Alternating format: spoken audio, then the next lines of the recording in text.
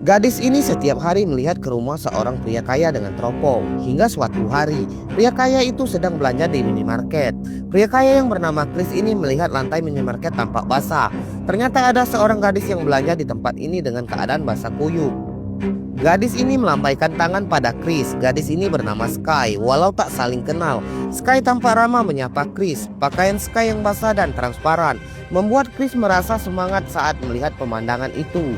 Usai belanja, Sky tampak kedinginan.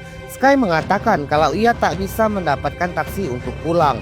Mengetahui Sky tak mendapatkan taksi, Chris menawarkan untuk mengantar Sky pulang. Setelah sampai di apartemen Sky, Sky turun dari mobil Chris dan hendak masuk ke apartemennya. Namun ternyata teman satu apartemen Sky tak ada di rumah, hingga ia tak bisa masuk ke apartemen. Tentu saja Chris yang melihat Sky kedinginan memanggil Sky. Chris mengajak Sky kembali ke mobil. Chris mengajak Sky ke rumah mewahnya. Chris membuka gudang mewah yang berisi minuman mahal. Mereka pun menghangatkan tubuh dengan minuman mahal itu. Dan mereka pun saling berkenalan satu sama lain. Chris adalah seorang duda yang baru saja hendak bercerai dengan istrinya. Sementara Sky, ia adalah gadis miskin yang sejak kecil sudah jadi yatim piatu. Chris bekerja sebagai perancang keamanan untuk rumah orang kaya. Dan hasil kerja Chris dibayar dengan mahal oleh pelanggannya.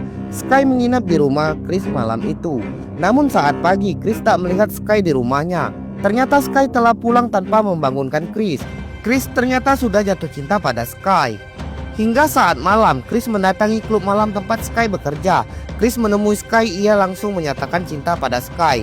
Namun Sky tak menjawab pernyataan cinta dari Chris. Karena Sky hanyalah orang miskin yang sejak kecil sudah jadi yatim piatu.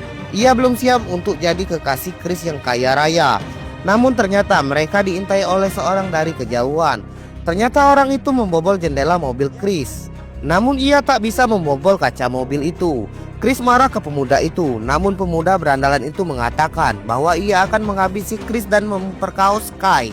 Sky melempar botol minuman pada pemuda itu, hingga pemuda itu mengamuk dan mengayunkan tongkat besi.